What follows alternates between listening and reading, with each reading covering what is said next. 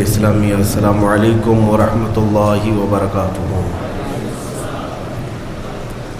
الحمد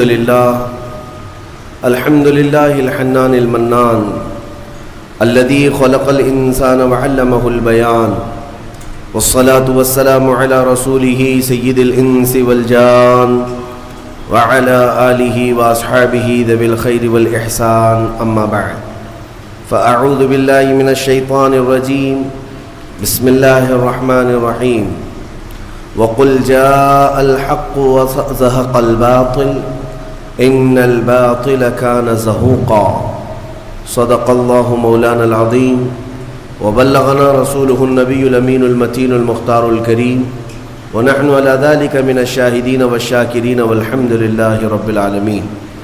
بارگاہ رسالت معاب صلی اللہ تعالیٰ علیہ وسلم میں درود پاک کا ہدیہ پیش کریں۔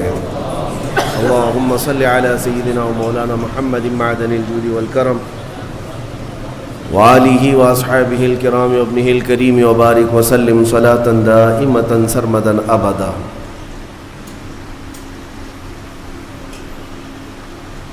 عزیزان کرام وقار، ماہ رمضان المبارک کی آمد ہے، شعبان المعظم کا یہ آخری جمعہ ہے۔ اللہ تعالی ہمیں رمضان کی سانسیں عطا فرمائے۔ اور میرے لیے بڑی مسرت اور خوشی کی بھی بات ہے کہ ایک زمانے کے بعد اس منبر پر اور اس مصلی پر کھڑے ہونے کا شرف حاصل ہو رہا ہے۔ اللہ تبارک و تعالی قرآن میں فرماتا ہے تلک الایام نداولها بین الناس۔ قرآن میں رب تعالیٰ فرماتا ہے کچھ دن ایسے ہوتے ہیں جو ہم لوگوں کے درمیان پھیر دیا کرتے ہیں۔ لوگوں کے درمیان دنوں کا پھیر دینا یہ اللہ تعالیٰ کی شان ہے۔ اور مسجد کی رونق، مسجد کی برکت، مسجد کی صورت آج تک اسی طرح برقرار ہے۔ ظاہر سی بات ہے کہ یہ اللہ تبارک و تعالیٰ کی عبادتوں سے معمور، بس فرق یہ ہو سکتا ہے کہ کچھ بچے جوان ہو گئے ہیں اور کچھ جوان بوڑھے ہو گئے۔ فرق صرف اتنا ہی ہے، باقی دین اسلام کا نظام کل جیسا تھا ویسا آج بھی ہے۔ اللہ کا میں بے پناہ شکر ادا کرتا ہوں کہ محبتوں کے اس میدان میں، محبتوں کے اس محلے میں دوبارہ میری آمد سب کے لیے مبارک ہو۔ اور خصوصیت کے ساتھ مسجد کی سابقہ انتظامیہ، متولی و اراکین جماعت، جن کا ہمارے سے بڑا پرانا تعلق رہا ہے، ان کی محبتیں اور ان کی شفقتیں ہمیشہ رہی ہیں، اور محلے کے اندر اللہ تعالیٰ سب کو اتحاد و اتفاق عطا فرمائے۔ مجھے دعوت دینے اور مجھے بلانے کا میں شکر گزار ہوں۔ آگے چند باتیں عرض کرتا ہوں رمضان کی آمد سے پہلے۔ قرآن میں رب تعالیٰ فرماتا ہے اے محبوب آپ فرما دیں حق آ گیا اور باطل مٹ گیا، اور باطل کو تو مٹنا ہی تھا، ان الباطل کان زہوقا۔ ہوتا یہ ہے کہ کسی طاقتور اور نشہ چڑھے ہوئے شخص کا حال یہ ہوتا ہے، تخت پر بیٹھے ہوئے شخص کا، کہ وہ ظلم کو یہ سمجھتا ہے کہ میں جو کر رہا ہوں وہ سب صحیح کر رہا ہوں۔ آج کے حالات یہ جو بتا رہے ہیں، بعض لوگوں کو ایسا لگتا ہے کہ وہ نہتے مسلمانوں پر یا نہتے مظلوموں پر جو کچھ بھی کر رہے ہیں وہ بالکل صحیح کر رہے ہیں۔ میں تاریخ کے اوراق آپ کے سامنے رکھوں۔ فرعون جس کا یہ اعلان تھا انا ربکم الاعلی، میں تمہارا سب سے بڑا رب ہوں، اور اپنی عبادت کرواتا، اپنے سامنے لوگوں کو جھکنے پر مجبور کرتا، اس کا زمانہ ایک طویل عرصے تک چلا۔ اس کی طاقت پر کوئی سامنے آنے کو تیار نہیں ہوتا، یہاں تک کہ صرف اس نے ایک رات خواب میں یہ دیکھ لیا تھا کہ آسمان سے ایک تارا ٹوٹا اور اس کے محل پر گرا، جس سے آگ لگ گئی۔ دوسرے دن اس نے سارے نجومیوں کو جمع کیا اور پوچھا کہ اس کی تعبیر کیا ہو سکتی ہے؟ تو کئی نجومیوں نے بالاتفاق یہ تعبیر بتائی کہ عنقریب بنی اسرائیل میں ایک بچہ پیدا ہوگا جو تیری سلطنت کو تباہ و برباد کر دے گا۔ یہ تعبیر سننے کے بعد اس ظالم منحوس شخص نے اعلان کر دیا کہ آج کے بعد جو بھی بنی اسرائیل میں لڑکا پیدا ہوگا اس کا قتل ہو جائے گا۔ ناحق قتل کیا، اور اللہ تعالیٰ نے قرآن میں فرمایا یذبحون ابناءہم ویستحیون نساءہم، لڑکیوں کو زندہ چھوڑ دیا جاتا تھا اور لڑکوں کو مار دیا جاتا تھا۔ 1 سال کے اندر فرعون نے 12,000 بچوں کا قتل کیا، اس خوف سے کہ کوئی بچہ ایسا نہ پیدا ہو جائے جو میری سلطنت کو ہلا دے۔ وَمَا اللَّهُ بِغَافِلٍ عَمَّا يَعْمَلُ الظَّالِمُونَ، رب تعالیٰ فرماتا ہے ظالموں کے کاموں سے اللہ بے خبر نہیں ہے۔ وَمَكَرُوا وَمَكَرَ اللَّهُ وَاللَّهُ خَيْرُ الْمَاكِرِينَ، لوگ جو ہے دھوکے کے پلاننگ بناتے ہیں اور اللہ خفیہ تدبیر کرتا ہے، اور اللہ کی خفیہ تدبیر سب سے بھاری ہوتی ہے۔ یہاں تک کہ 12,000 بچوں کا قتل صرف اس ڈر سے کیا گیا کوئی بچہ ایسا نہ آ جائے جو میری سلطنت کو ہلا دے۔ دوسرے سال اور زیادہ کر دیا گیا، یہ بچوں کا قتل ہوتا رہا، ظلم کی ایک بڑی داستان اس نے لکھ دی، لیکن کیا وہ اپنی سلطنت بچا سکا؟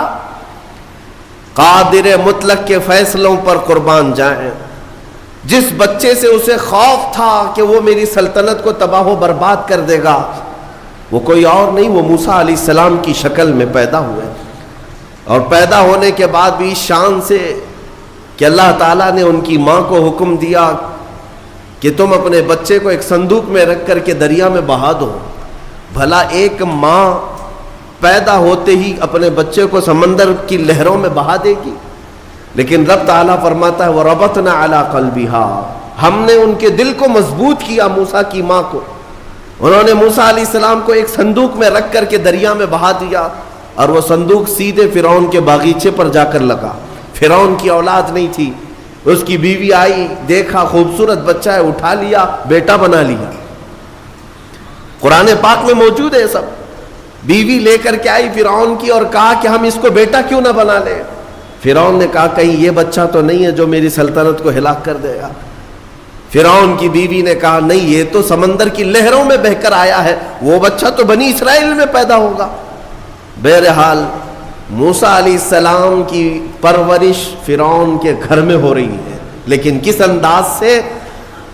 جب فرعون نے یہ اعلان کیا کہ بادشاہ نے اپنا ایک بیٹا بنا لیا ہے اور شاہی انداز میں اس کی تربیت ہوگی، اسے دودھ پلانے کے لیے دایائیں آئیں۔ کمال ہے، 100 سے زیادہ دایاں آئی، لیکن موسیٰ علیہ السلام نے کسی کا دودھ نہیں پیا۔ ان کی بہن وہاں موجود تھی، یہ سب معاملہ دیکھ رہی تھی۔ انہوں نے کہا فرعون کی بیوی سے کہ میں ایک دایا جانتی ہوں جو سب بچے اس کا دودھ پی لیتے ہیں۔ کہا بلا لاؤ۔ وہ دوڑ کر گئی، اپنی ماں کو لے آئی۔ موسیٰ علیہ السلام 1 دن کے بچے ہیں، 1 دن کے، اور ان کی ماں واپس فرعون کے محل میں آئی۔ جب انہوں نے دودھ پلایا تو موسیٰ علیہ السلام دودھ پینے لگ گئے۔ فرعون نے بہت عالی تنخواہ کے ساتھ، بڑے معاوضے کے ساتھ موسیٰ علیہ السلام کی ماں کو اپنے گھر میں رکھا، شاہی دایا بن کر۔ یہ نظام قدرت ہے میرے مومنو، یہ اللہ تعالیٰ کے فیصلے ہیں۔ جب وہ کسی طاقت کے نشے کو چور چور کرنا چاہتا ہے تو اسی کے گھر میں اپنے کمال کی چیزیں پرورش بھی دیتا ہے۔ موسیٰ علیہ السلام جوان ہوئے اسی کے گھر میں، لیکن اس کے بعد پھر جب جوانی کے بعد آپ کو نبوت کے اعلان کا حکم ہوا، پھر فرعون سے جو مقابلہ ہوا تاریخ شاہد ہے۔ موسیٰ علیہ السلام کا مقابلہ نہ وہ جادو سے کر سکا، نہ طاقت سے کر سکا، نہ فوج سے کر سکا۔ ایک وقت ایسا آیا کہ 1,00,000 فوج کو لے کر موسیٰ علیہ السلام کے پیچھے لگا۔ موسیٰ علیہ السلام سمندر میں راستہ پیدا کرتے ہوئے نکل گئے۔ فرعون جب ان راستوں پر آیا، رب تعالیٰ فرماتا ہے ہم نے سمندر کو حکم دیا جیسا تھا تو ویسا مل جا۔ سمندر کی لہروں نے آپس میں ایک دوسرے کو ملایا، ہمیشہ کے لیے فرعون سمندر میں غرق ہو گیا، جس کی طاقت کا حال یہ تھا کہ بڑے بڑے وقت کے سورما بات کرنے سے کپ کپاتے تھے، جادوگر بھی فرعون کے دربار میں سجدہ کرتے تھے، ماتھا ٹیکتے تھے، لیکن رب ذوالجلال نے پانی کے قطروں سے اسے ہمیشہ کے لیے ہلاک کر دیا۔ نمرود کی طاقت جس کے متعلق روایات ہے 1000 لوگوں سے وہ تنہا لڑ سکتا تھا، 1000 لوگوں سے تنہا لڑ سکتا تھا نمرود، لیکن رب ذوالجلال نے ایک لنگڑے مچھر سے اسے ہلاک و برباد کیا۔ شداد جس نے دنیا میں جنت بنا دی تھی، آپ کو اگر میں یہ تاریخ سناؤں تو حیرت ہوگی کہ ایک کشتی، میں آپ کو بتاتا ہوں، ایک کشتی میں سفر کر رہے لوگ، کشتی میں اچانک پانی چڑھ گیا اور دھیرے دھیرے کشتی ٹوٹ گئی اور طوفان کی نظر ہو گئی، جتنے تھے سب ہلاک ہو گئے۔ اس کشتی میں ایک ماں اور ایک بچہ، وہ بچہ صرف 4-5 دن کا تھا یا کچھ مہینے کا تھا۔ ماں جو ہے ایک تخت کو پکڑ کر کے اپنے بچے کو تخت پر لٹا دیتی ہے اور خود ڈوب جاتی ہے۔ اس کشتی میں کوئی موجود نہیں رہا، ایک بچہ 4 دن کا یا 6 دن کا وہ تخت کے سہارے بہتے بہتے کنارے تک آ کر لگ گیا۔ ایک قافلہ وہاں سے جا رہا تھا، انہوں نے بچے کو زندہ سلامت دیکھ کر کے اٹھا لیا۔ آپ کو میں بتاؤں، وہ بچے کو لے جانے والے لوگ اپنے گھر پرورش کرتے ہیں اور اس بچے کو ہی شداد کہا گیا ہے۔ وہ جو بچہ تھا جس کی ماں بھی مر گئی، سارا قافلہ ڈوب گیا، تنہا جو بچہ کسی کے ہاں کفالت میں کسی کے زیر نگی رہا، وہ شداد تھا۔ اور جب وہ تھوڑا سا جوان ہوا، اس نے ایک فقیر کو دیکھا یا کچھ فقیروں کو دیکھا، ان کی جھولیوں سے کچھ چیز گر گئی، وہ سرمہ دانی تھی یا کچھ تھی۔ روایات یہ بتاتی ہیں کہ شداد اس سرمہ دانی کو اٹھایا اور اپنی آنکھوں میں لگایا تو اسے زمین کے خزانے سب دکھنے لگ گئے، کہاں کتنا سونا ہے۔ وہ اس طرح سے کھودتا تھا اور سونے کا مالک بنتا چلا گیا، اتنا بنا کہ وقت میں اس سے زیادہ مال کسی کے پاس نہیں تھا۔ پھر اس نے ایک بار اعلان یہ کر دیا کہ اب میں جو ہے سارے دنیا کو پال سکتا ہوں۔ اس وقت ایک درویش نے آ کر کے اس سے کہا کہ شداد، تو اپنے مال سے زکوٰۃ بھی ادا کیا کر، فقراء و مساکین کو بھی دیا کر، اللہ تعالیٰ تجھے جنت عطا کرے گا۔ اس نے کہا کون سی جنت ہے؟ جنت کیا ہوتی ہے؟ کہا جنت عالی شان ہے، رب تعالیٰ کی بنائی ہوئی، جس کی ایک اینٹ سونے کی تو ایک اینٹ چاندی کی، زمین زعفران سے بچھی ہوئی، بہت خوبصورت جنت کا نظارہ ہے، اگر تو خیرات کرے تو اللہ تجھے وہ بھی عطا کرے۔ اس نے کہا مار کر کے، ٹھٹا مار کر کے کہا ہے ایسی بھی کوئی جنت ہوتی ہے؟ اس سے بہتر جنت تو میں دنیا میں بنا دوں گا، تم اس جنت کی لالچ مجھے دے رہے ہو؟ اتنا مال تو میرے پاس ہے کہ میں خود بنا لوں جنت۔ اور اس نے آرڈر دیا اور عدن ایک علاقہ ہے، وہاں پر جنت بنانے کا حکم دیا۔ موسم ڈھونڈا گیا، ٹھنڈا موسم ہو، باغیچے لگائے گئے، دریا اس کے اندر نہریں بہائی گئیں، اور پھر سونے اور چاندی کی اینٹوں سے محلات تعمیر کیے گئے۔ برسوں لگ گئے اس جنت کو بنانے کے لیے۔ پھر وہ وقت آیا کہ جب شداد اس کی اوپننگ کے لیے اپنے گھر سے نکلا، اپنے گھوڑے پر سوار ہو کر، طاقت کا نشہ، دولت کا نشہ، غرور کہاں لے جا رہا ہے، دنیا میں جنت بنایا ہے۔ گھوڑے پر بیٹھ کر کے جب اپنی بنائی ہوئی ہاتھوں کی جنت کو افتتاح کے لیے پہنچا، دروازے پر پہنچا نہیں تھا کہ گھوڑا ٹھوکر کھا کر گرا، اور شداد نیچے جیسے ہی گرا چوٹ لگی اور وہیں اس کا دم نکل گیا، نہ اپنی جنت میں قدم رکھ سکا۔ اسی کو ارم کہا جاتا ہے۔ ارم جو ہے فارسی لفظ ہے، وہ شداد کی بنائی ہوئی جنت کو کہا جاتا تھا۔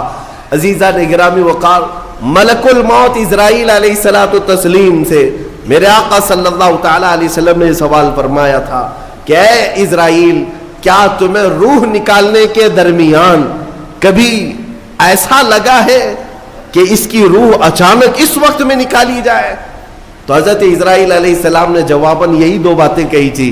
ایک وہ وقت تھا جب پوری کشتی ڈوب گئی تھی اور ایک بچہ تخت پر لیٹا جا رہا ہے اور مجھے حکم ہو رہا ہے کہ اس کی ماں کی روح قبض کرو۔ بچہ تخت پر ہے اور ماں ڈوبی جا رہی ہے اور ماں کی روح قبض کرنا ہے، کس کے سہارے اس بچے کو چھوڑا جائے گا؟ لیکن قادر مطلق کا حکم تھا، سارے لوگوں کی روح قبض کیا بچے کے علاوہ۔ یہ فرشتے کو تک نہیں حکم ہے کہ تمہیں اس کی پرواہ کرنے کی ضرورت نہیں، اس تنہا بچے کی کون نگہبانی کرے گا، اس کا حکم نہیں۔ ماں کی روح قبض کر لیا۔ اس وقت مجھے تعجب تھا کہ اس بھرے سمندر میں اس تنہا بچے کو دیکھے گا کون. لیکن پھر دنیا نے دکھایا کہ اس بچے کو صرف دیکھا نہیں گیا بلکہ دنیا کا سب سے بڑا امیر بنایا گیا. پھر آپ فرماتے ہیں دوسرا وہ وقت تھا جب اس نے اپنی پوری جمع پونجی خرچ کر کے جنت بنائی. دروازے پر پہنچنے سے پہلے مجھے حکم ہوا کہ اس کی روح قبض کر لی جائے. عزیزان گرامی وقار، رب ذوالجلال کے فیصلے، وہ قادر مطلق محکم فیصلے فرماتا ہے. بعض لوگوں کو ایسا لگتا ہے کہ سب کچھ انہی کا ہے، ابھی دنیا تو ان کے پاس ہے، طاقت ان کے پاس ہے، تخت ہے، سب کر لے جائیں گے. تمہیں پتہ نہیں، قرآن میں خود مولا نے فرمایا ان بطش ربک لشدید، بے شک تمہارے رب کی پکڑ بہت سخت ہے. جس وقت وہ پکڑ کرتا ہے تو کوئی آس پاس چھڑانے کی طاقت بھی نہیں رکھتا. اسی طرح کی بات میں آپ کے سامنے یہ بھی عرض کروں، ظلم جہاں تک بھی ہو ایک دن انجام کو پہنچتا ہے. قرآن میں رب تعالیٰ فرماتا انما یؤخرہم لیوم، ہم ظالموں کو تھوڑی ڈھیل اس لیے دیتے ہیں تاکہ ساری نگاہیں ان کا انجام دیکھ سکیں. ظالموں کو اگر ڈھیل ملتی ہے، ظلم کرنے کے لیے انہیں آزادی ملتی ہے، تو اس کا مطلب یہ نہیں ہے کہ وہ جو کر رہے ہیں اچھا کر رہے ہیں، بلکہ یہ ڈھیل ان کے عذابات میں اضافہ کرتی ہے، ان کے پکڑ کی راہیں اور ہموار کرتی ہیں. آپ کو میں یہ بات بتا دوں کہ تاریخ میں ایک ایسا بھی نام آتا ہے جس کو ذکر کرتے ہوئے آج بھی لوگ ظلم کی آہٹ کو محسوس کرتے ہیں. وہ چنگیز کا نام ہے. ہلاکو چنگیز یہ وہ لوگ ہیں جنہوں نے کھوپڑیوں سے مینار تعمیر کر دیے تھے. ہاں، انسانوں کی کھوپڑیاں ان کے لیے کوئی حیثیت نہیں رکھتی تھیں، بلکہ آج ایک جانور کو بھی مارنے سے آپ کے دل میں درد ہوگا، لیکن ان ظالموں نے انسانوں کی لاشیں بے حساب لگا کر رکھی تھی. بغداد کے دریائے دجلہ کو جنہوں نے خون سے لال کر دیا تھا، رحم نام کی کوئی چیز ہی نہیں تھی. چنگیز نے لاکھوں انسانوں کا قتل کیا، لیکن ایک وقت ایسا بھی آیا اس نے کئی علماء کو، بزرگوں کو قید کیا، قطار میں لگا دیا. یہ آخری وقت ہے. چنگیز کا دبدبہ اتنا تھا کہ وہ تقریباً آدھی دنیا کو فتح کرنے کے لیے چل پڑا تھا، آدھی دنیا، اور کوئی بادشاہ اس سے لڑائی کا سامنا نہیں کر پاتا. ایک وقت وہ آیا، 300 کے قریب علماء یا بزرگوں کو اس نے قید کیا، قطار میں لگایا اور جلاد کو بلایا. سب قطار میں، پہلی صف ہے، دوسری صف ہے، تیسری صف ہے. تو اس میں لائن سے قتل کرنے کا حکم تھا. تلوار اٹھاتا جلاد اور گردنیں مارتا چلا جاتا. ایسے لگتا جیسے یہ پلاسٹک کی یا کھلونے کی گردنیں اڑا رہے ہوں. انسانوں کے ساتھ اس طرح کھیلتے تھے. وہ گھوڑے پر بیٹھے اپنے کھلونے سے کھیلتا رہتا اور جلاد کو حکم دیتا اتنی گردنیں آج اڑا دو، اتنی گردنیں اڑا دو. جلاد جب گردنیں اڑا رہا تھا، 3 صفیں لگی ہوئی تھی. پہلی صف میں ایک بوڑھے شخص تھے، عمر دراز تھے. جب وہ پہلی صف کا قتل شروع ہوا تو جلدی سے دوسری صف میں آ گئے، پیچھے ہٹ کر کے دوسری صف میں کھڑے ہو گئے. وہ جلاد بھی دیکھ رہا تھا، چنگیز بھی دیکھ رہا تھا. پہلی صف پوری قتل ہو گئی، دوسری صف کا نمبر آیا. جب دوسری صف قتل ہو رہی تھی تو وہ بوڑھے میاں تیسری صف میں چلے گئے. ہوتا ہے کہ جتنا بچ سکے بچ لے، اور تدبیر کا حکم بھی ہے اللہ کی طرف سے. تیسری صف میں گئے تو 3 ہی تھی وہاں پر. چنگیز زور سے کہا مارا. دوسری صف پوری جب قتل ہو گئی، کہا کہ وہ بوڑھے بس آخری تھی، اس کے بعد کہاں جائے گا، اب کون بچائے گا. اس بوڑھے میاں نے زور سے کہا اب بھی اللہ ہے، اس کے بعد بھی اللہ ہے، یہ نہیں ہے کہ زندگی ختم ہو گئی. اس نے غصے کے مارے جلاد سے کہا کہ تیسری صف کو فوراً آن کے آن میں قتل کرو. لیکن تیسری صف کا قتل ابھی شروع ہی ہوا تھا کہ چنگیز کا گھوڑا اچانک بدک گیا. اس کا کھلونا ہاتھ سے گر گیا، جس چیز سے وہ کھیل رہا تھا گھوڑے پر بیٹھ کر. اچانک وہ کھلونا اٹھانے کے لیے جھکا تو گھوڑا اتنی تیز دوڑا، اتنی تیز کہ اسے سنبھلنے کا موقع نہ دیا، اور گھوڑا ایسا سرکش ہوا کہ چنگیز کو سر سمیت دوڑاتا ہوا کئی پتھروں سے ٹکراتا ہوا دوڑتا دوڑتا رہ گیا. ساری فوج بے قرار ہے کہ بادشاہ کے ساتھ گھوڑا سرپٹ دوڑ رہا ہے, سب اسے بچانے کے چکر میں دوڑ پڑے. جلاد ہو کہ سپاہی ہو کہ وزیر ہو, گھوڑا کسی کے قابو میں نہیں آتا. جب مولا تعالیٰ تدبیر فرماتا ہے تو کس کے قابو میں آئے؟ اتنا دوڑایا کہ اس کا بھیجا باہر نکل آیا. چنگیز کا سر ٹکراتے ٹکراتے بھیجا باہر آ گیا. جب تک وہ دم نہ توڑ دیا گھوڑا کسی کے ہاتھ میں نہیں آیا. اور اس کے بعد لوگوں نے قابو میں کیا, دیکھا تب تک تو اس کا خاتمہ ہو چکا تھا. اس بوڑھے میاں نے کہا میں نے سچ کہا تھا, اللہ اب بھی ہے. میرے عزیزوں, رب ذوالجلال قرآن پاک میں یوں ارشاد فرماتا ہے وَكَانَ حَقًّا عَلَيْنَا نَصْرُ الْمُؤْمِنِينَ, ہم نے اپنے اوپر لازم کیا ہے کہ مومنوں کی مدد کریں. لیکن مومن بے قرار ہے, انہیں ایسا لگتا ہے کہ اب مدد آئے گی نہیں. کیوں نہیں آئے گی؟ آزمائے جاؤ گے, آزمائے جاؤ گے, مشکلوں سے گزارے جاؤ گے.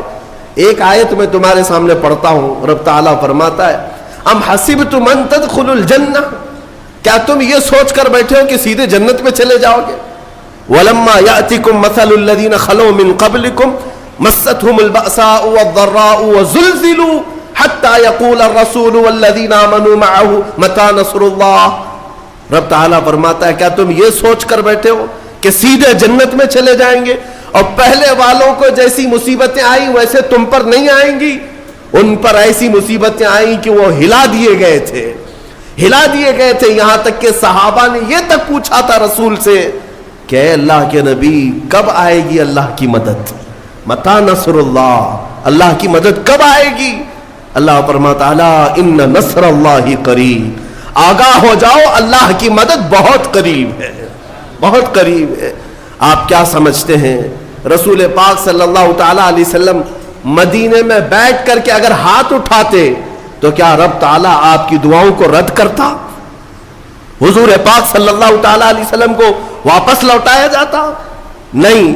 لیکن بیٹھ کر دعا کرنے کی بجائے وہ محمد عربی صلی اللہ علیہ وسلم رمضان کے مہینے میں 313 نہتے لوگوں کو لے کر صحرا میں چلے آ رہے ہیں. پیروں میں آبلے پڑے ہیں, نہ پانی ہے نہ کھانا ہے, نہ تیروں میں ترکش ہے نہ گھوڑے سواری کے ہیں, کچھ نہ ہو کر یہ کیسے صحابہ چل پڑے. آج بھی میں مدینے جا کر دیکھتا ہوں اے سی بس میں بیٹھ کر کے بدر کے میدان تک جانے میں ہا ہو کرتے رہتے ہیں لوگ.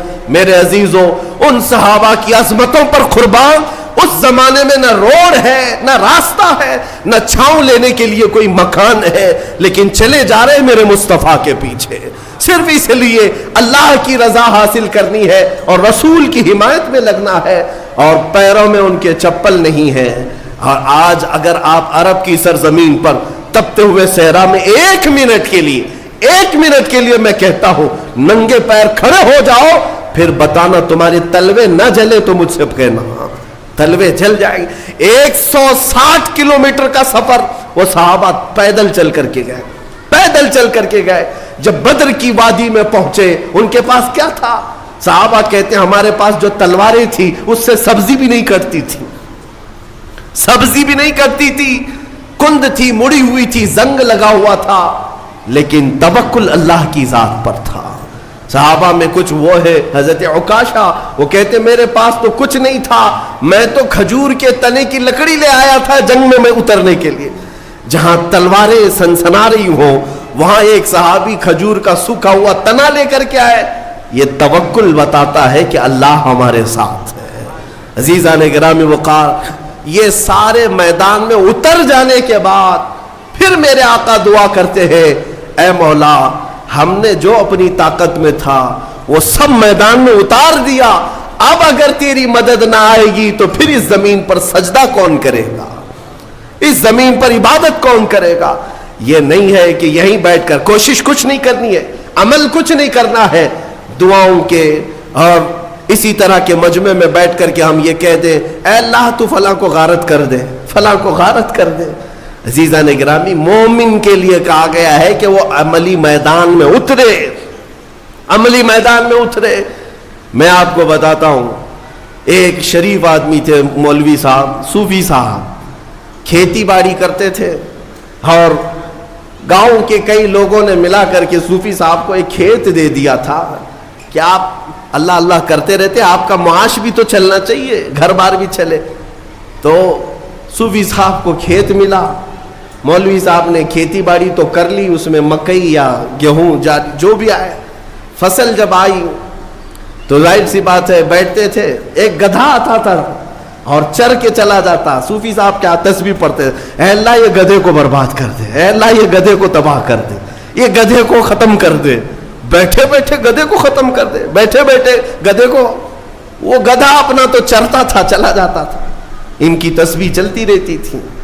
کچھ ان نوجوانوں نے دیکھا، ارے میاں مولوی صاحب روز تسبیح لے کر کے بددعات کر رہے ہیں، گدھا آتا ہے اپنا کھاتا ہے چلا جاتا ہے۔ کئی دن تک دیکھا، آدھا کھیت تو گدھا کھا گیا تھا۔ تو پھر ایک دن ان نوجوانوں نے موٹے موٹے ڈنڈے لائے اور لا کر کے جس وقت گدھا آیا اس کی دھلائی شروع کر دی، اور گدھا اس کے بعد جو غائب ہوا پھر کھیت میں آیا ہی نہیں۔ ان نوجوانوں نے کہا کہ مولوی صاحب اگر تسبیح سے ہی سب کچھ ہو جانا تھا، تسبیح سے ہی سب کچھ ہو جانا تھا تو نہ کھیتی باڑی کی ضرورت ہوتی، نہ پانی برسانے کی ضرورت ہوتی، گھر میں بیٹھتے کھانا پہنچ جاتا۔ اسباب بھی تو کوئی چیز ہے، عمل کے میدان میں اترو، صرف اور صرف تسبیح نہیں، کبھی ڈنڈا بھی۔ میرے عزیزوں، یہ مثال میں نے صرف اس لیے بتائی کہ عملی میدان میں نہ آ کر کے صرف اور صرف یہاں بیٹھ کر مشورے کرنے سے نہیں ہوتا، اپنے آپ کو تبدیل کرو، اپنے آپ کو تبدیل کرو۔ قرآن تمہیں بلا رہا ہے، تم پہلے اسلام میں پورے کے پورے داخل ہو جاؤ، تمہارا چہرہ اسلامی لگے، تمہارا رہن سہن اسلامی لگے۔ ظالموں کو اپنے ظلم کے انجام تک پہنچانا یہ میرے مولا کی شان ہے۔ تم کیا سمجھتے ہو اب اسلام ختم ہو جائے گا؟ جو حالات دکھ رہے اسلام ختم ہو جائے گا؟ ڈرنے کی کوئی ضرورت نہیں، اس سے سخت حالات اس سے قبل بھی آئے، اور ایسے حالات آئے کہ اس وقت کسی کے پاس کوئی اسباب نہیں تھے۔ بغداد کے حالات ہم نے دیکھے ہیں، جب ہلاکو وہاں پر پہنچا تھا تو جانتے ہیں آپ، اس نے اتنی قتل کی، اتنے قتل کیے کہ ایک اذان دینے والا تک نہیں رہ گیا۔ وہ بغداد معلی کو ایسا تباہ و برباد کیا۔ اس زمانے میں کچھ علماء کو قید کر کے لایا، اور جانتے ہیں دربار میں مزہ لینے کے لیے اس تتاری بادشاہ نے ایک عیسائی پادری کو بلایا اور کہا کہ ان کے نبی کی شان میں گالیاں دیں۔ وہ گالیاں دینے لگا بھرے دربار میں۔ جو مسلمان قیدی تھے، علماء تھے، ان کے ہاتھ زنجیروں سے پیچھے بندھے تھے، وہ زمین پر اوندھے منہ لیٹے تھے، گالیاں دی جا رہی تھی رسول پاک کی شان میں۔ کون ہے وہاں پر جواب دینے والا؟ بغداد کو تو قتل کر دیا گیا، جو بچے ہیں ان کو قید کر کے زمین پر ڈالا گیا۔ کون ہے بتاؤ؟ اسلام کی اس نیا کو لے کر کون چلے گا؟ ان ظالموں کی ہرزہ سرائی کے خلاف کون بولے گا؟ کوئی نہیں تھا، میدان میں کوئی تھا ہی نہیں۔ لیکن رب ذوالجلال کے فیصلے الگ ہیں۔ اس دربار میں اسی بادشاہ کا پالا ہوا ایک کتا جو سونے کی زنجیر سے بندھا رہتا تھا، زنجیر توڑ کر کے آیا اور اس عیسائی پادری کے اوپر حملہ کیا، اور سارے لوگ حیرت میں رہ گئے۔ وہ کوئی پاگل کتا نہیں تھا، بادشاہ کا پالا ہوا تھا، ٹرینڈ تھا۔ حملہ کیا اور دم زدن میں اسے ختم کر دیا۔ اس وقت علماء جو قید تھے، مومنین قید تھے، اللہ کا شکر بجا لاتے ہوئے ان کی زبانوں سے یہ کلمہ نکلا، اے مولا تیرے فیصلے عجیب ہیں، جب تو دین کی حفاظت اور اپنے رسول کی عزت کی حفاظت کرنے پر آئے تو کتوں کو بھی تو محافظ بنا دیا کرتا ہے۔ کتے کے ذریعے سے بھی اللہ تعالیٰ یہ کام لیتا ہے۔ اس دربار میں ہیبت ایسی طاری تھی، ایسی ہیبت طاری تھی، آپ کو میں کیا بتاؤں، 500 سے زیادہ تتاری سپاہی ایمان لے آئے اسی مجمع، جس کو دیکھ کر کے اقبال نے کہا تھا، حرم کو مل گئے پاسباں صنم خانے سے۔ اللہ تبارک و تعالیٰ کب حفاظت کے لیے کہاں سے چنتا ہے یہ اس کی مرضی ہے۔ آپ کیا سمجھتے سب ختم ہو جائے گا؟ میں کہتا ہوں ساری چیزوں پر دھیرے دھیرے تم جو کرنا چاہو کر لو، لیکن اسلام کی حفاظت اللہ نے اپنے ذمہ کرم پر لیا ہے۔ ہاں اگر ہم جیسوں کے حوالے ہوتا تو پتہ نہیں کیا ہو جاتا. قرآن کی حفاظت اللہ نے اپنے ذمے پر لیا ہے. باقی دوسری چیزیں جیسے رد و بدل ہو گئی، نہ قرآن بدلے گا نہ اسلام بدلے گا، یہ صبح قیامت تک رہے گا. کیونکہ قرآن میں اللہ نے فرمایا یریدون لیطفئوا نور اللہ، لوگ اب چاہتے ہیں کہ اللہ کے نور کو اپنے منہ کے پھونکوں سے بجھا دیں. یہ اللہ کا چراغ ہے جو صبح قیامت تک جلتا رہے گا. عزیزان گرامی، بات میں اتنی کرنا چاہتا ہوں کہ ظالم جتنا بھی ظلم کرے، ایک وقت ایسا آتا ہے جب رب کی پکڑ آئے گی، رب تعالیٰ کی پکڑ آئے گی. محمد عربی صلی اللہ تعالیٰ علیہ وسلم اس مکہ کی سرزمین پر آزمائے گئے جو آپ کا آبائی وطن تھا، جہاں میرے آقا پیدا ہوئے تھے. کیا آپ نے دیکھا رسول مکرم صلی اللہ تعالیٰ علیہ وسلم 13 سال تک آزمائے گئے. ان کے صحابہ کو شہید کیا گیا، ان کی صحابیات کو مارا گیا. حضرت سمیہ اسی مکہ میں شہید کی گئیں. حضرت عمار بن یاسر، بلال حبشی، خبیب بن عدی، حضرت خباب بن الارت، یہ وہ لوگ ہیں جن کو پھانسیوں پر بھی چڑھائے، انگاروں پر لٹایا گیا، بہت ظلم دیا گیا. وہ وقت بھی آیا جب رسول پاک صلی اللہ تعالیٰ علیہ وسلم مکہ چھوڑ کر چلے گئے. لیکن کیا سب ختم ہو گیا؟ مکہ چھوڑ کر کے مدینہ طیبہ چلے گئے، سب ختم ہو گیا؟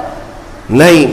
ایک وقت ایسا بھی آیا کہ حضور پاک صلی اللہ تعالیٰ علیہ وسلم اپنے 1400 صحابہ کے ساتھ عمرہ کے لیے آئے تو ان ظالموں نے عمرہ تک نہیں کرنے دیا. ساری دنیا کے لیے کعبہ کھلا رہتا تھا لیکن رسول کے لیے کعبہ نہیں کھولا گیا، نہ ہی مکہ آنے کی اجازت دی گئی. یہ صلح حدیبیہ کا موقع تھا. میں اس کی تھوڑی سی ڈیٹیل آپ کو بتا دوں، حالات کب تبدیل ہوتے ہیں اندازہ بھی نہیں کر سکو گے. 1400 صحابہ تھے اور مکہ صرف 35 کلومیٹر باقی ہے. احرام کی حالت میں ہے سب صحابہ، عمرہ کرنے کے لیے آئے، ہتھیار لے کر نہیں آئے، لیکن عمرہ کرنے نہیں دے رہے مکہ والے. بیچ راستے میں روک کر کے زور زبردستی جنگ کرنے پر ابھار رہے ہیں. مکہ والوں کا غرور تھا لڑیں گے ہم، کیونکہ جنگ بدر بھی ہو چکی تھی، احد بھی ہو چکی تھی، خندق بھی ہو چکی تھی. اس میں کبھی ان کی جیت کبھی ان کی جیت، یہ سب چلتا رہا. اب مکہ والے یہ چاہتے تھے کہ ہمارے وطن کے قریب آئے ہیں، ہم جنگ کریں گے. لیکن میرے آقا صلی اللہ علیہ وسلم فیصلہ کیا کرتے ہیں؟ صحابہ سے کہتے ہیں میں جنگ نہیں چاہتا، میں صلح کرنا چاہتا ہوں. ہم احرام کی حالت میں ہیں، ہم عمرہ کرنے کی غرض سے آئے ہیں. تو جب حضور نے صلح کی بات کی تو ظالم جتنا دبانا چاہتے دباتے ہیں. ان کی عادت ہے کہ اگر تم صلح کے لیے آؤ گے تو جتنا دبانا چاہتے ہیں دبا لیں گے. حضور کے پاس آ کر ایسی ایسی شرطیں رکھی جس کو بظاہر دیکھا جائے تو ایسا لگتا ہے ایک طرفہ ہے. سب کہنے لگے کہ اگر ہمارے مکہ سے مدینے کوئی آئے گا تو آپ اس کو واپس کریں گے، اور مدینے سے کوئی مکہ آئے گا تو ہم واپس نہیں کریں گے، سائن کرو اس پر. اور کئی ایسی چیزیں تھی کہ اگلے سال آپ آئیں گے بغیر ہتھیار کے آئیں گے، اور ہم جس کو پرمیشن دیں گے وہی عمرہ کرے گا. یہ سب چیزوں پر حضور پاک صلی اللہ علیہ وسلم سے صلح کرائی جا رہی. حضرت علی لکھ رہے تھے صلح نامہ. ان ظالموں نے اس بات پر بھی اعتراض کیا، محمد رسول اللہ جو لکھا ہوا تھا، حضور نے یہ لکھوایا تھا محمد رسول اللہ اور قریش کے رئیسوں کے درمیان یہ صلح ہو رہی ہے. انہوں نے کہا ہم آپ کو اللہ کا رسول نہیں مانتے، یہ لفظ ہٹا دیجیے، صلح نامے سے یہ لفظ ہٹا دیجیے. میرے آقا صلی اللہ علیہ وسلم نے حضرت علی سے کہا علی یہ بھی مٹا دو. لوگوں کو تو ایسا لگ رہا ہے نا دب کر صلح ہو رہی ہے، دب کر. حضرت علی قلم نیچے رکھ دی اور کھڑے ہو گئے، کہا یا رسول اللہ مجھ سے یہ نہیں ہو سکے گا، مجھ سے یہ نہیں ہو سکے گا کہ اللہ کے رسول کا نام میں یہاں سے مٹا دوں. خود رسول پاک صلی اللہ علیہ وسلم نے اپنے ہاتھوں سے مٹایا اور کہا کہ لکھو محمد ابن عبداللہ، عبداللہ کے بیٹے محمد اور قریش کے درمیان یہ صلح ہے. بہرحال صلح ہو گئی. صحابہ کی بات میں بتاؤں، حضرت عمر اس معاملے میں اتنے جلال میں تھے، ایک ایک صحابی کو پکڑتے تھے اور کہتے تھے کیا ہم حق پر نہیں ہیں؟ حضور کے پاس آئے اور کہا ہم حق پر نہیں ہیں، کیوں ان ظالموں سے، ان چوروں سے دب کر کے ہم صلح کریں؟ ہم 313 تھے ان کے چھکے اڑائے تھے، آج ہم 1400 کی تعداد میں ہیں, آپ حکم دیں ہم جنگ کریں گے. میرے آقا فرماتے ہیں عمر میری نگاہیں جو دیکھ رہی وہ تم نہیں دیکھ رہے, جنگ کی اجازت نہیں. حضرت عمر کو اس پر بھی صبر نہیں ہوا, پورے مجمع میں صحابہ کو جا جا کر کے ہلا رہے تھے. حضرت ابو بکر صدیق کے پاس آئے, انہیں پتا تھا حضرت ابو بکر صدیق کہیں گے تو حضور مان لیں گے. اس مجمع میں حضرت ابو بکر صدیق سے کہا ابو بکر دیکھو تو صحیح کیسے حالات آ گئے آج ہم پر, ان ظالموں ان کافروں کے درمیان ہم صلح کریں گے, اور حضور پاک صلی اللہ علیہ وسلم کیوں ہماری بات نہیں مان رہے. لیکن صدیق اکبر کے ایمان کا معاملہ ہی الگ تھا. انہوں نے یہ نہیں کہا ہاں عمر تم صحیح کہہ رہے ہو, بلکہ یوں کہا الزم غرضک یا عمر, اے عمر اپنی زبان سنبھال لو, تم جس کے بارے میں بات کر رہے ہو وہ اللہ کا رسول ہے, وہ اپنے پیٹ سے فیصلے نہیں کرتے بلکہ وہ جو کرتے ہیں وہ وحی الہی سے کرتے ہیں. بہرحال صلح نامہ لکھا گیا, صحابہ احرام وہی کھول دیے اور چلے گئے, سر جھکائے گئے. آپ کو میں بتاؤں حالت ایسی تھی, یہ پہلا موقع تھا. حضور پاک صلی اللہ علیہ وسلم باہر آئے, صحابہ سے کہا اپنے اپنے بال منڈا لو, عمرہ ہوا نہیں ہے لیکن بال حلق کر لو. ایک بار حضور نے فرمایا کوئی نہیں اٹھے. دوسری مرتبہ حضور نے پکار کر کہا سب اپنے اپنے بال منڈا لو, چلو مدینے چلنا ہے. کوئی نہیں اٹھے. تیسری مرتبہ حضور نے فرمایا کوئی نہیں اٹھے. نافرمانی کے لیے نہیں, صحابہ کے دل میں اس وقت تک یہ انتظار تھا کہ اللہ کا کوئی حکم آئے گا اور جنگ کی اجازت ہو جائے گی. انتظار میں تھے صحابہ, اٹھ نہیں رہے تھے. حضور پاک غمگین ہو کر اپنے خیمے میں آئے. ام سلمہ حضور کی زوجہ اس وقت ساتھ میں تھی. حضور پاک نے فرمایا میرے صحابہ نے آج تک ایسا نہیں کیا, آج میں نے 3 مرتبہ پکارا کوئی اٹھنے کو تیار نہیں. حضرت ام سلمہ کہتی یا رسول اللہ وہ بھی آپ کی محبت میں نہیں اٹھ رہے ہیں, یہ نہیں ہے کہ نافرمانی ہے بلکہ انہیں انتظار ہے شاید کوئی اور حکم آ جائے. اور پھر میں سمجھتا ہوں ام سلمہ رضی اللہ تعالیٰ عنہ کے بارے میں کہا گیا ہے سب سے زیادہ عقل والے مشورے عورتوں میں کسی کے تھے تو وہ ام سلمہ کے تھے. حضرت ام سلمہ نے کہا یا رسول اللہ آپ ان سے کیوں کہہ رہے ہیں کہ سر منڈا لو سر منڈا لو. یا رسول اللہ آپ اپنے خیمے سے باہر نکلیں, آپ اپنا سر منڈا لیں, اپنا سر حلق کر لیں. حضور پاک نے ان کی بات کو تسلیم کیا اور باہر آئے. جب اپنا سر حلق کر لیا تو سارے صحابہ سمجھ گئے اب اس کے بعد کوئی حکم بدلنے والا نہیں ہے. حضور نے کر دیا, ہو گیا ختم, اب کوئی حکم بدلنے والا نہیں, سب حلق کر لیے. میں یہ بات اس لیے کہہ رہا ہوں کہ حالات ایسے بتاتے ہیں کہ ہمیں لگتا ہے کہ ہم دب گئے, ہم مر گئے, اب ہمارا کچھ نہیں ہونے والا ہے. لیکن نبوت کے اعجاز کو تم نہیں سمجھتے. واپس مدینے گئے, یہ 6 ہجری کا معاملہ تھا. 7ویں ہجری آئی, 1 سال نہیں گزرا.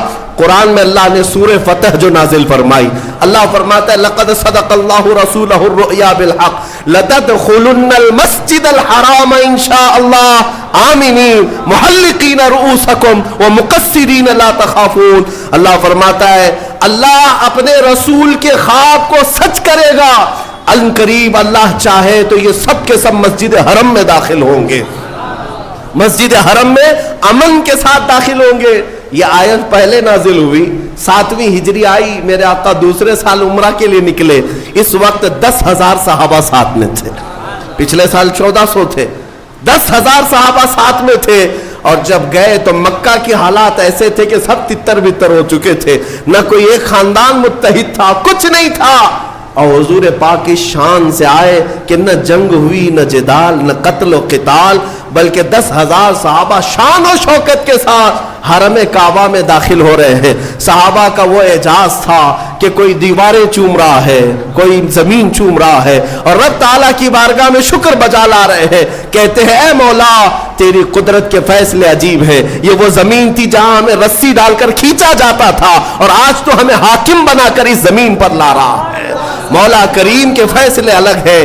جب اس حرم میں آئے میرے عزیزو, ایک وقت یہ بھی تھا, ایک وقت جب ایام جہالت کے مکہ کے قیام کے درمیان, ابھی حضور ہجرت نہیں کیے تھے, ایک دن حضور آئے تھے خانہ کعبہ میں جانے کے لیے. اس وقت وہ چابی عثمان بن شیبہ کے پاس رہتی تھی. عثمان بن شیبہ قریش کے ایک معزز آدمی تھے لیکن ایمان لائے ہوئے نہیں تھے. حضور نے فرمایا عثمان چابی دے دو میں کعبے کے اندر جاؤں. انہوں نے کہا تم ہمارا دین چھوڑ چکے ہو, تمہیں کعبے میں اندر جانے نہیں دوں گا. سارے بڑے لوگوں کو جانے کی اجازت تھی, میرے رسول کو نہیں. حضور پاک نے فرمایا عثمان ٹھیک ہے, ایک دن آئے گا یہ چابی میرے ہاتھ میں ہوگی, میں جسے چاہوں گا اسے عطا کروں گا. عثمان کہتے ہیں کہ ان کی بات سے مجھے ڈر بھی لگا اور پھر سوچ بھی رہا تھا یہ اتنا بڑا جملہ کہہ رہے, آج حالت ایسی ہے ان کے ساتھ جتنے وہ سب غریب لوگ ہیں, مارے جاتے ہیں. بلال حبشی کو دیکھو.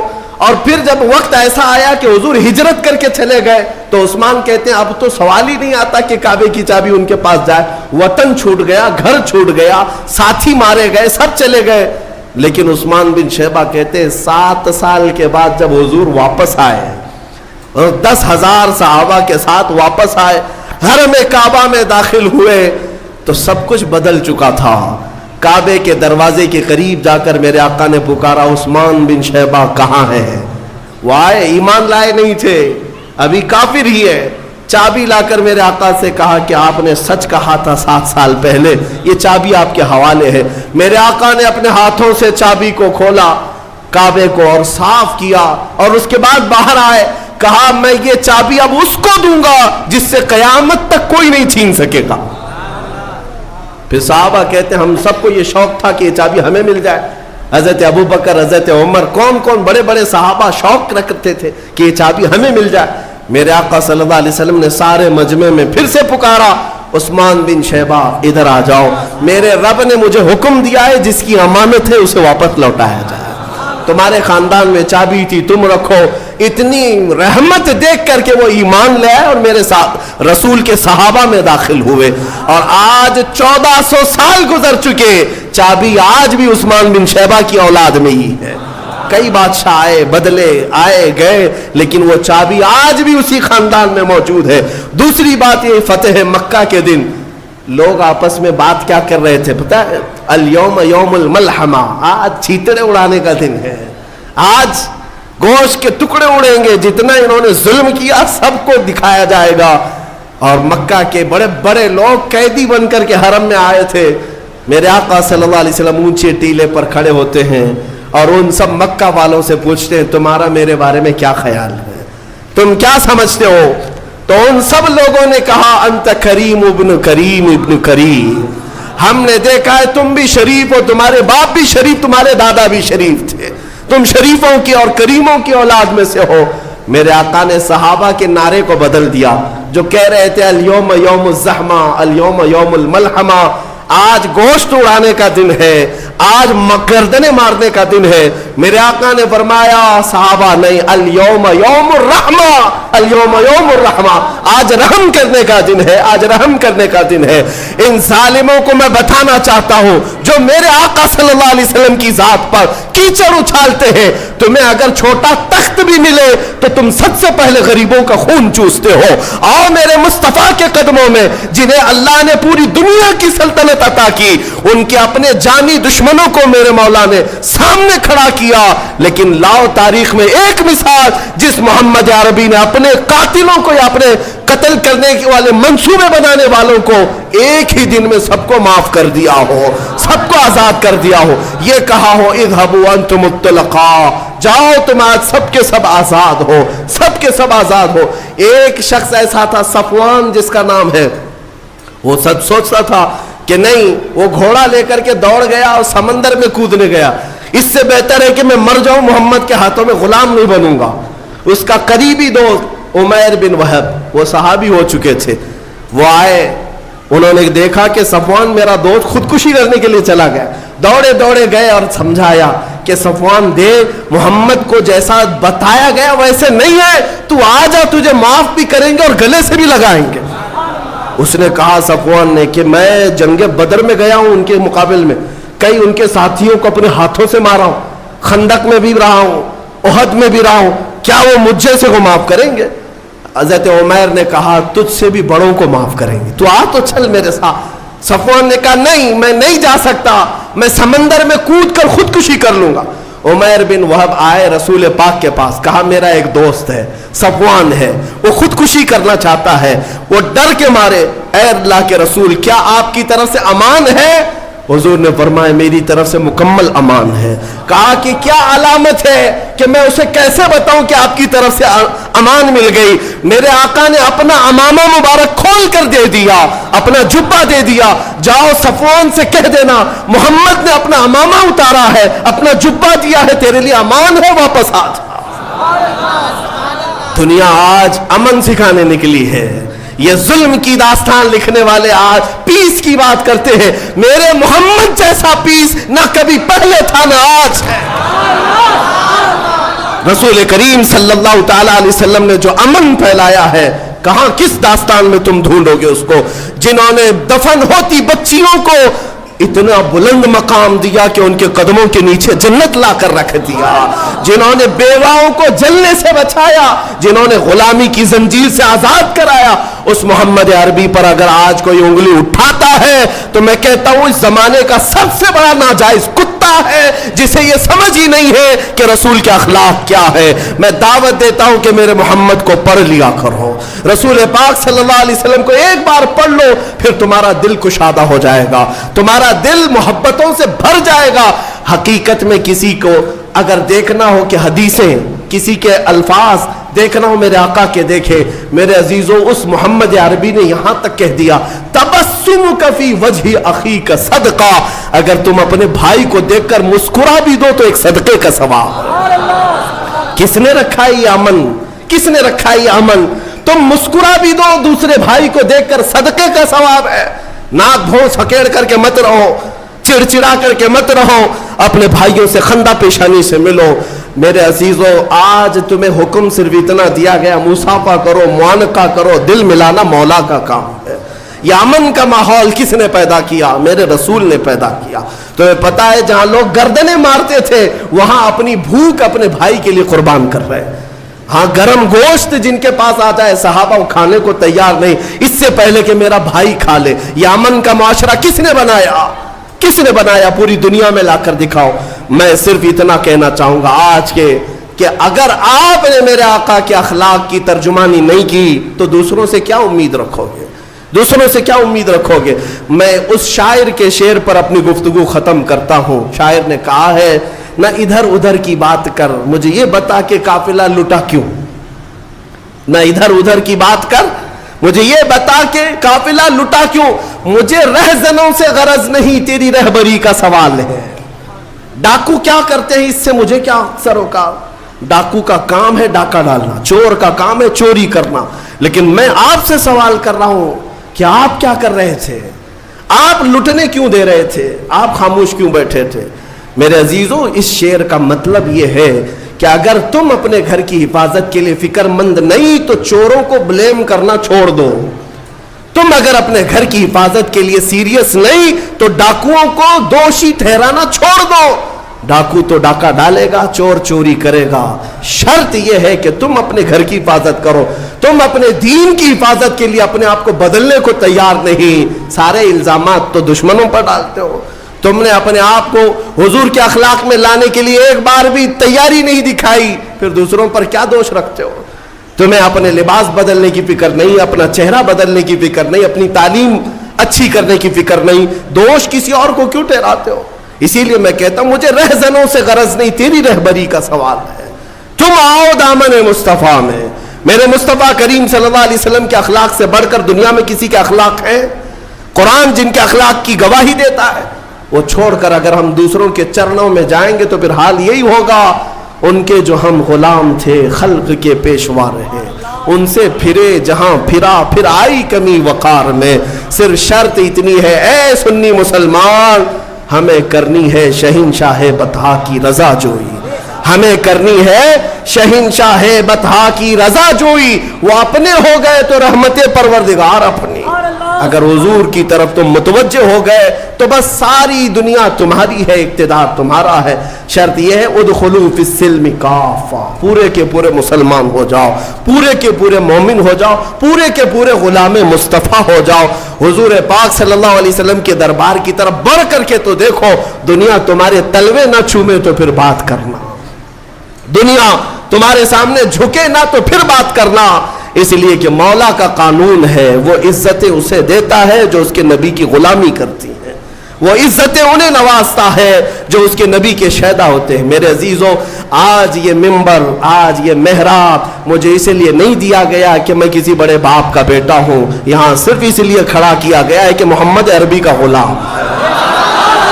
اس کے علاوہ کون سی نسبت ہے ہمارے پاس؟ کون سی نسبت ہے ہمارے پاس؟ کیا ہمارا لباس دیکھ کر کے، کیا ہمارا چہرہ دیکھ کر عزت کی جاتی؟ نہیں، اچھے اچھے چہرے والے ہیں، اچھے اچھے لباس والے، بڑے بڑے پیسے والے ہیں، یہ جو عزتیں ہیں پلکیں بچھائی جاتی ہے محمد عربی کی غلامی کا صدقہ ہے۔ ہاں، اسی بات پر آپ بھی آ جاؤ، یہ ناز یہ انداز ہمارے نہیں ہوتے، جھولی میں اگر ٹکڑے تمہارے نہیں ہوتے، روشن میری قسمت کے ستارے نہیں ہوتے، جب تک کہ مدینے سے اشارے نہیں ہوتے۔ بے دام ہی بک جائیے بازار نبی میں، اے مسلمانوں، بے دام ہی بک جائیے بازار نبی میں، اس شان کے سودے میں خسارے نہیں ہوتے۔ جب تک بکے نہ تھے تو کوئی پوچھتا نہ تھا، یا رسول اللہ تم نے خرید کر ہمیں انمول کر دیا۔ مولا سب کی عزتوں کی حفاظت فرمائے، اسلام و سنیت کا بول بالا فرمائے، اور تمام برے منصوبوں کا منہ کالا فرمائے۔ مولا ہماری جماعت کو اتحاد و اتفاق عطا فرمائے، ہماری صفوں میں مولا تعالیٰ قوت حیدری عطا فرمائے، شجاعت فاروقی عطا فرمائے۔ مولا تبارک و تعالیٰ ہمیں صحابہ کا صدقہ عطا فرمائے، اولیاء کے قدموں کی نسبت عطا فرمائے، اور ہم سب کو کاٹنے والوں کو مولا کیفر کردار تک پہنچائے۔ رب ذوالجلال اس آخری شعبان کے جمعے میں ہم سب کی دعائیں قبول کر کے ہمیں رمضان تک کی زندگی عطا فرما۔